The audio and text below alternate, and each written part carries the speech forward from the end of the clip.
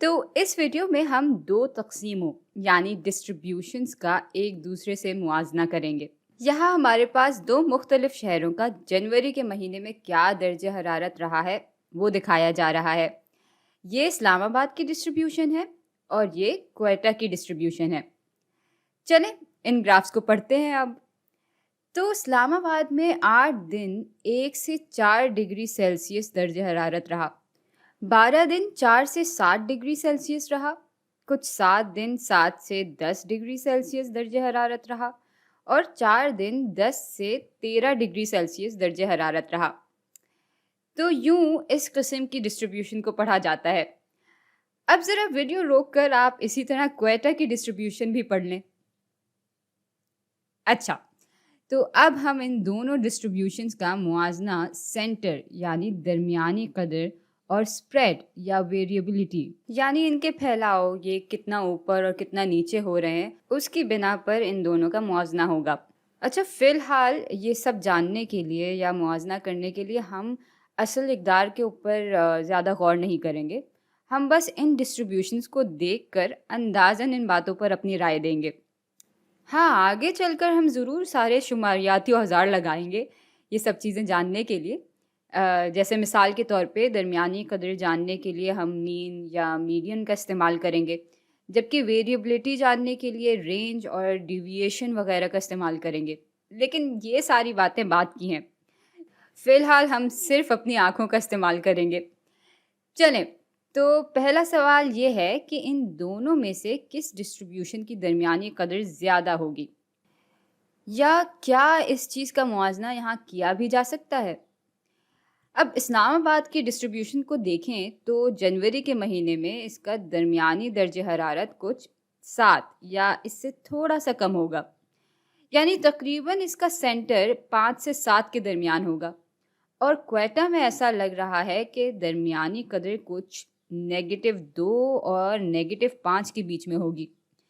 तो इसका मतलब ये हुआ कि इस्लामाबाद का सेंटर ज़्यादा है क्वेटा के मुकाबले में। अच्छा, अब आते हैं फैलाव पे। तो इस्लामाबाद का दर्जा हरारत 1 से नीचे और 13 से ऊपर नहीं जाता, इसलिए हमारी रेंज होगी 12।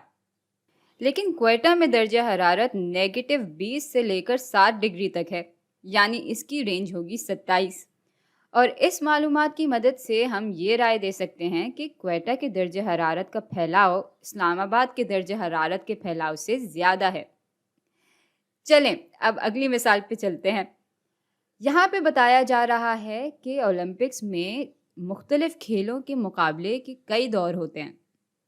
इनमें से एक खेल है तैराकी का, जिसमें हर खिलाड़ी को 100 मीटर तैरना होता है। हरे रंग के नुक्ते आखिरी दौर में 8 खिलाड़ियों के वक्त को सेकंड्स में दिखा रहे हैं, जबकि नीले रंग के नुक्ते आखिरी दौर से पहले वाले दौर यानी जो सेमीफाइनल्स होते हैं उनमें उन्हीं 8 खिलाड़ियों के वक्त को सेकंड में दिखा रहे हैं। तो भाई हमें देखना है कि इनमें से कौन सी डिस्ट्रीब्यूशन की दरमियानी कदर ज़्यादा है और किसका फैलाव ज़्यादा है। तो भाई यहाँ मीडियन मालूम करना ज़्यादा आसान है। ये 8 लोग हैं तो मीडियन चौथे और 5वें खिलाड़ी के बीच में होगा। तो दरमियानी कदर कुछ 57.1 के करीब होगी। और नीचे वाले डिस्ट्रीब्यूशन के लिए भी हमें दरमियानी कदर चौथे और 5वें खिलाड़ी के बीच में ही मिलेगी। तो ये कुछ 57.3 के बराबर है, यानी इस नीचे वाले का दरमियानी नुक्ता आगे है ऊपर वाले से, जो कि इस सूरत हाल में अच्छी बात है, क्योंकि इससे हमें मालूम हो रहा है कि आखिरी दौर में ये सारे खिलाड़ी ज़्यादा तेज़ तैर रहे थे। अब जहाँ तक फैलाव की बात रह जाती है, तो भाई यहाँ हम देख सकते हैं कि खिलाड़ी ज़्यादा फैले हुए हैं इधर के मुकाबले में, यानी आखिरी दौर में रेंज ज़्यादा है बनिस्बत यहाँ के।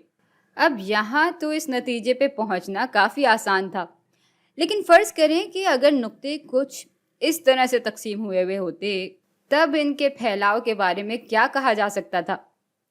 भाई यहाँ हम कहते कि हाँ, इसकी रेंज तो ज़्यादा है, लेकिन इसकी स्टैंडर्ड डेविएशन कम है, क्योंकि यहाँ ज़्यादातर नुक्ते एक गुच्छे में हैं।